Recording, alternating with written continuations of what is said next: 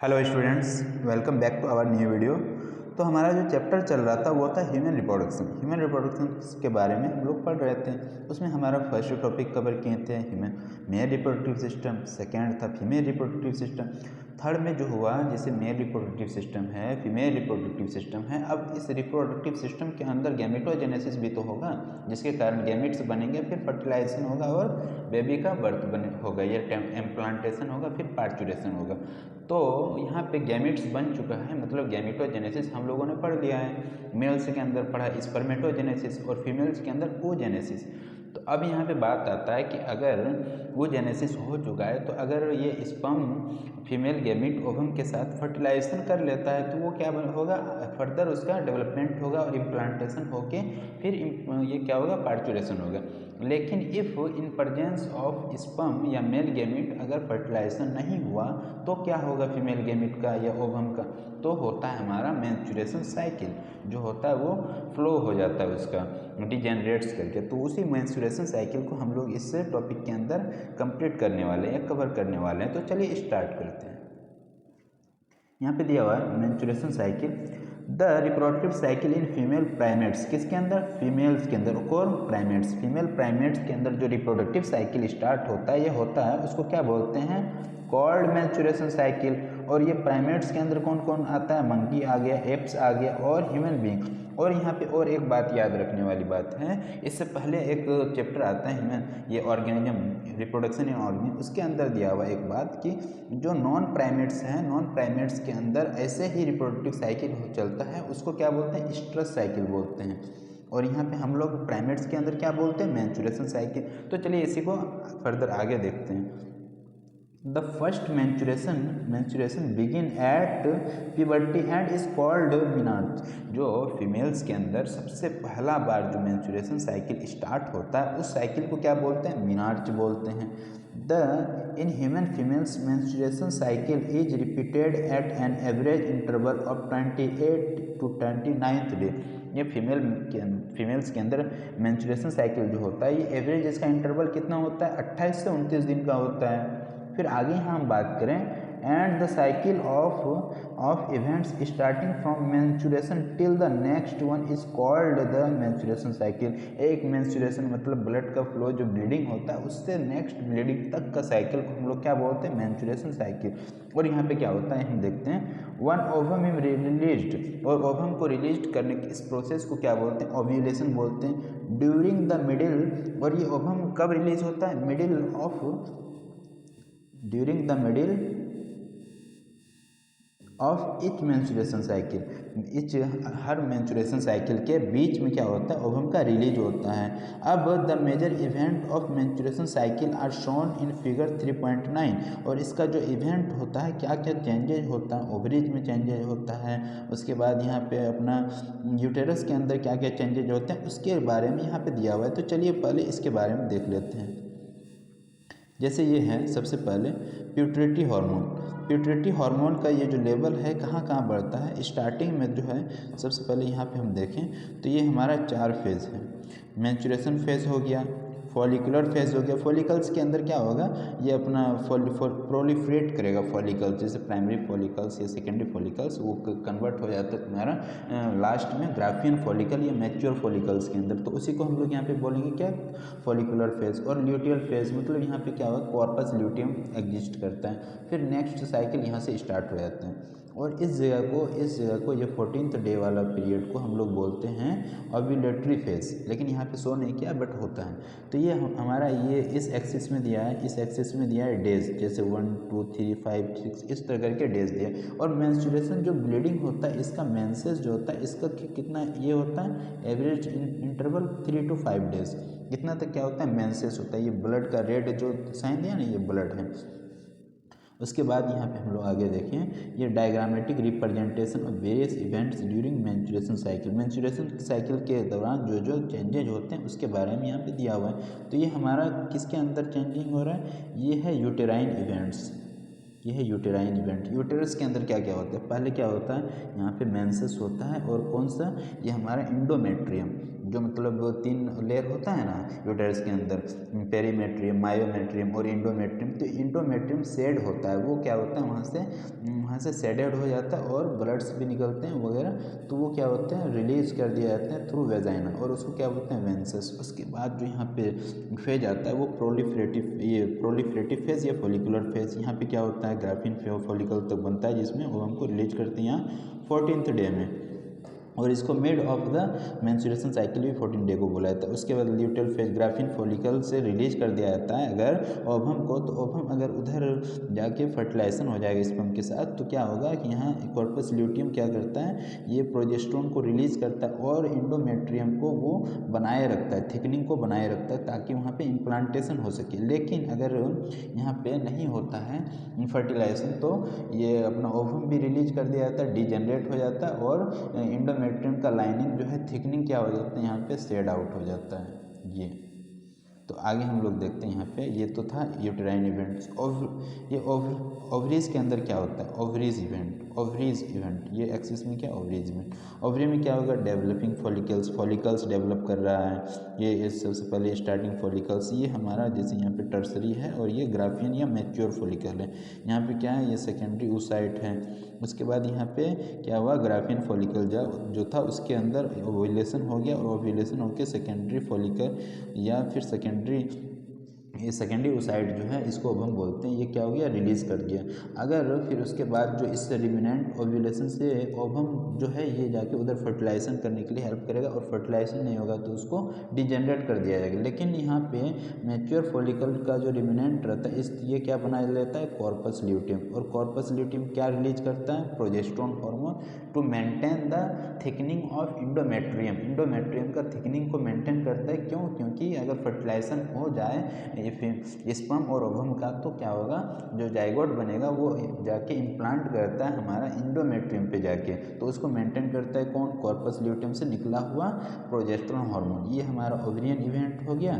उसके बाद ये हमारा क्या हो गया, यूटेराइन इवेंट। अब हम लोग देखते हैं हार्मोन्स कहाँ कहाँ पे कैसे कैसे बढ़ते हैं। तो ये हमारा पिट्यूटरी हार्मोन है।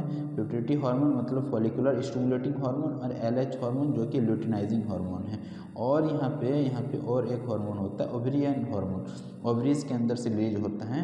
ये एस्ट्रोजन रिलीज होता है, जो अपना डेवलपिंग ये होता है ना, इसका सेकेंडरी ये ग्राफिन फॉलिकल वगैरह, तो इसका जो थीका एक्सटर्नल लेयर होता है, थीका एक्सटर्नल लेयर से रिलीज होता है एस्ट्रोजन, और ये क्या है, ओवेरियन हार्मोन है। और ये फिर प्रोजेस्टेरोन यहाँ से रिलीज होता है ओवरीज से, और ये प्रोजेस्टेरोन का मेन जो ये होता है यहाँ पे सोर्स, वो होता है प्रोजेस्टेरोन का कॉर्पस ल्यूटियम। ये हमारा पूरे साइकिल हो गया, चार्ट ये कंप्लीट हो गया। अब इसमें देखते हैं और क्या क्या है। The cycle start with the menstrual phase. जैसे कि हम बताएं, सबसे पहले स्टार्ट होता है जो साइकिल मेंस्ट्रुएशन फेज से। When menstruation flow occurs and last 3 to 5 days. ये मेंस्ट्रुएशन मतलब ब्लीडिंग कितना दिन के लिए रहता है, 3 से 5 दिन के लिए। The menstruation flow result due to the breakdown of endometrial lining of uterus. जैसा कि हम बताएं, इंडोमेट्रियन लाइनिंग मतलब सबसे इनर लेयर ऑफ इंडोमेट्रियम क्या होता है, वहाँ पे शेड कर जाता है, फ्लो होता है। And uterus and its blood vessel, वहाँ पे ब्लड वेसल भी क्या होता है, वहाँ से शेडेड आउट होता है। Which forms liquid that comes out through vagina, और ये क्या बन जाता है, लिक्विड के फॉर्म में वेजाइना के थ्रू बाहर निकाल दिया जाता है। इसे को क्या बोलते हैं, मेंस्ट्रुअल फ्लो या मेंसेस। फिर यहाँ पे क्या होता है, menstruation only occurs if release ovum is not fertilise. हाँ, ये इंपॉर्टेंट बात है। मेंस्ट्रुएशन कब होगा, अगर जो रिलीज्ड ओवम है ओव्यूलेशन के दौरान वो फर्टिलाइजेशन नहीं होगा या अनफर्टिलाइज्ड रह जाएगा, तो ही मेंस्ट्रुएशन फ्लो होगा। फिर आगे देते हैं, लैक ऑफ मेंस्ट्रुएशन में बी इंडिकेटिव ऑफ प्रेगनेंसी। अगर मेंस्ट्रुएशन नहीं आ रहा है, इसका मतलब क्या हुआ कि फर्टिलाइजेशन हो चुका है, और फर्टिलाइजेशन हो चुका है इसका मतलब प्रेगनेंसी हो चुका है, ये हुआ। However it may be caused due to some other underlying cause like stress, poor health etc. Menstruation अगर नहीं आ रहा है तो इसका एकमात्र ये कारण नहीं है कि यहाँ पे प्रेगनेंसी हो चुका है, इसका ये भी कारण हो सकता है, स्ट्रेस के कारण भी हो सकता है, पुअर हेल्थ के भी कारण हमारा मेंस्ट्रुएशन में लेट हो सकता है, डिलेड हो सकता है। फिर यहाँ पे आगे देखते हैं तो दिया हुआ है menstrual phase is followed by follicular phase. जैसा कि हम बताएं मेंस्ट्रुअल फेज के बाद आता है फॉलिकुलर फेज, जहाँ पे क्या होता है सेकेंडरी फॉलिकल्स, टर्सरी फॉलिकल्स, उसके बाद फिर ग्राफियन फॉलिकल्स या मैच्योर फॉलिकल्स के अंदर कन्वर्ट होता है, इसी को बोलेंगे क्या बोलेंगे फॉलिकुलर फेज। उसके बाद यहाँ पे आता है during this phase primary follicles in ovary grow to become fully matured follicle या ग्राफियन फॉलिकल्स में कन्वर्ट होता है। किस फेज के अंदर? फॉलिकुलर फेज के अंदर। उसके बाद साइमल्टेनियसली द एंडोमेट्रियम, और साथ साथ क्या होता है, ये तो हमारा क्या हुआ ओवरी के अंदर फॉलिकल्स का फॉर्मेशन होता है, लेकिन साथ ही साथ क्या होता है ये हमारे यूटेरस के अंदर भी कुछ कुछ होते रहता है, जैसे कि endometrial of uterus regenerates through proliferation, और इसी के दौरान क्या होता है एंडोमेट्रियम में भी प्रोलिफरेशन के दौरान वो क्या होता है रीजनरेट करता है। जैसे कि यहाँ पे दिया हुआ है ये क्या हो रहा है यहाँ पे रीजनरेट कर रहा है, ये जो लेयर क्या हो रहा है ये लेयर बढ़ रहा है, ठीक। और यहाँ पे जैसे ये ग्राफिन ये फॉलिकल्स भी क्या हो रहा है डेवलप कर रहा है, फॉलिकल्स डेवलप कर रहा है, ये बता रहा है। फिर आगे अगर देखें these changes in the ovary and uterus are induced by the change level of pituitary and ovarian hormones। और ये जो चेंजेज हो रहा है जैसे फॉलिकल्स का फॉर्मेशन हो रहा है या एंडोमेट्रियम लाइनिंग थिक हो रहा है, ये किसके कारण होता है? पिट्यूटरी और ओवेरियन हार्मोन्स के कारण। ये यहाँ जैसे दिया ये क्या है ओवेरियन हार्मोन्स एस्ट्रोजन और प्रोजेस्टेरोन के कारण, या फिर यहाँ पे जैसे पिट्यूटरी हार्मोन FSH और LH के कारण क्या हो रहा है ये सब सारा कुछ हो रहा है। तो चलिए देखते हैं आगे। The secretion of gonadotropins. Gonadotropins किसको बोलते हैं? LH और FSH। LH मतलब ल्यूटिनाइजिंग हार्मोन और FSH मतलब follicular stimulating hormone increase gradually during the follicular phase. Follicular phase के दौरान क्या होता है गोनाडोट्रोपिन्स इंक्रीज करता है एकदम बहुत ज़्यादा, और stimulate follicular development as well as secretion of oestrogen by growing follicle. क्या करेगा ये स्टिमुलेट करेगा फॉलिकुलर डेवलपमेंट को, और क्या करेगा एस्ट्रोजन को भी मतलब रिलीज ज़्यादा करवाएगा, सिक्रेट ज़्यादा करवाएगा, किससे? ग्रोइंग फॉलिकल से। और ग्रोइंग फॉलिकल का कहाँ से? ठीक है एक्सटर्नल से रिलीज होता है एस्ट्रोजन, ये बता रहा है। उसके बाद बोथ LH मतलब luteinizing hormone and FSH attain a peak level and in the middle cycle. और मिडिल मतलब मेंस्ट्रुएशन साइकिल का मिडिल में क्या होता है पिक ये आ जाता है, सर्ज हो जाता है, किसका? LH और FSH का सर्ज हो जाता है 14th day. Rapid secretion of LH leading to its maximum level during mid cycle. जो है रैपिड सिक्रेशन हो रहा है LH का, इससे क्या होता है मतलब मैक्सिमम लेवल इसका बढ़ जाता है मिड साइकिल के दौरान 14 दिन के दौरान। और इसको क्या बोलेंगे LH सर्ज इंड्यूस। और LH जो सर्ज हुआ ये क्या कराएगा induce graafian follicle and therefore release of ovum. और इस प्रोसेस को बोलेंगे ओव्यूलेशन। ये इतना ज़्यादा हो जाता है LH का फॉर्मेशन, ये क्या करता है सर्ज हो जाता है बहुत ज़्यादा, और ये क्या करा देगा ग्राफियन फॉलिकल्स के अंदर एक्ट करके उसको रप्चर मतलब उससे निकाल देगा किसको? ओवम को। और इस प्रोसेस को बोलेंगे ओव्यूलेशन। और ये कब होता है 14th डे में या मिड ऑफ मेंस्ट्रुएशन साइकिल में। फिर आगे हम यहाँ देखें the ovulatory phase is followed by luteal phase. और जो ओव्यूलेशन हुआ इसको क्या बोलते हैं ओव्यूलेटरी फेज। उसके बाद ये किसको फॉलो करेगा? ल्यूटियल फेज मतलब वो कॉर्पस ल्यूटियम वाला फेज को, during which the remaining part of graafian follicle transform as corpus luteum. जैसा कि हम बताएं जो रिमेनिंग पार्ट रह जाता है बच जाता है ग्राफिन फॉलिकल का, ये ओवम रिलीज होने के बाद उसको क्या बोलेंगे corpus luteum. The corpus luteum secretes large amount of progesterone. और हम जैसे बताएं लार्ज अमाउंट ये क्या होता है अच्छा सोर्स होता है किसका? प्रोजेस्टेरोन का। कौन? Corpus luteum large amount of progesterone secrete करेगा। क्यों? ये बहुत इंपॉर्टेंट बात है, क्यों रिलीज करता है कॉर्पस ल्यूटियम प्रोजेस्टेरोन को?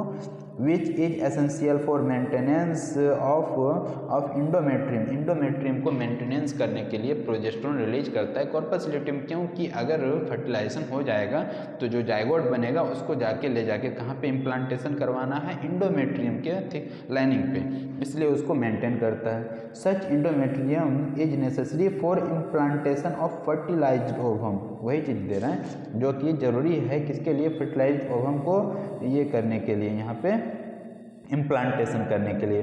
फिर आगे यहाँ पे दिया हुआ है implantation fertilised ovum and other events of pregnancy, और प्रेगनेंसी के लिए भी प्रोजेस्टेरोन जरूरी है। During pregnancy all events of the menstruation cycle stop, और प्रेगनेंसी के दौरान क्या होता है, जो मेंस्ट्रुएशन साइकिल स्टॉप हो गया, मेंस्ट्रुएशन साइकिल स्टॉप हो गया, तो इसके अंदर जो फेजेज है, जैसे मेंस्ट्रुअल फेज है, उसके बाद प्रोलिफरेटिव फेज है या ल्यूटियल फेज, ये सारा का सारा क्या हो जाता है, प्रेगनेंसी के दौरान रुक जाता है।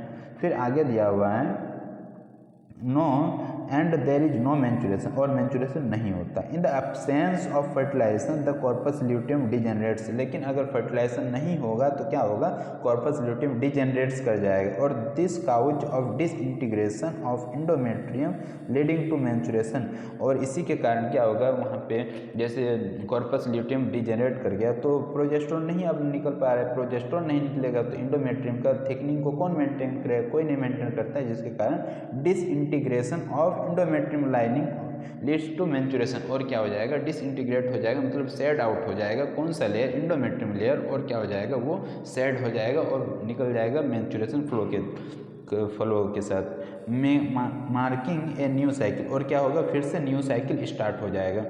इन human beings menstruation cycle cease around 50 years of age, ये ह्यूमंस के अंदर क्या होता है, 50 साल के एज में फीमेल्स के अंदर मेंस्ट्रुएशन साइकिल बंद हो जाता है, मतलब उसके बाद मेंस्ट्रुएशन साइकिल नहीं होता है, और इसी चीज़ को क्या बोलेंगे, इसी चीज़ को बोलेंगे दैट टर्म एज मीनोपॉज, और इस चीज़ को हम लोग मीनोपॉज बोलते हैं।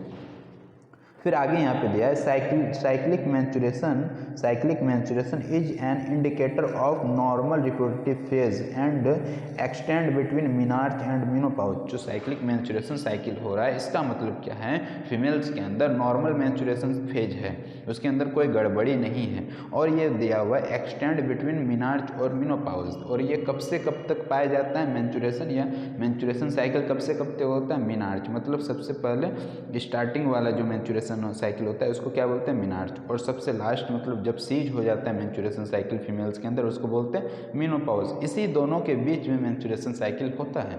ये हमारा कंप्लीट हो गया मेंस्ट्रुएशन साइकिल, तो हम लोगों का कंप्लीट हो चुका है ह्यूमन रिप्रोडक्शन के अंदर, ये human reproductive male reproductive system, female reproductive system, उसके बाद फिर गैमेटोजेनेसिस के अंदर हम लोग स्पर्मेटोजेनेसिस कवर किए, उसके बाद oogenesis कवर किए, फिर आज जो हम लोग कवर किए बहुत ही most important topics of this chapter, इस चैप्टर का सबसे जो मोस्ट इंपॉर्टेंट है और समझने वाला चैप्टर है वो था हमारा मेंस्ट्रुएशन साइकिल, और इसको मैंने अच्छे से कवर कर चुका है, इससे बाहर नहीं आता है नीट के अंदर, तो इसको आप अच्छे से पढ़िए, और कोई डाउट होगा तो आप कमेंट सेक्शन में भी पूछ सकते हैं, और नेक्स्ट वीडियो किस टॉपिक पे चाहिए वो भी कमेंट में लिख सकते हैं, और अगर आपको मेरा वीडियो अच्छा लगता है तो आप चैनल को सब्सक्राइब कीजिए और हमें सपोर्ट कीजिए, और इसको दोस्तों के साथ भी शेयर कीजिए, वीडियोज़ को लाइक कीजिए, और तब तक पढ़ते रहिए। All the very best.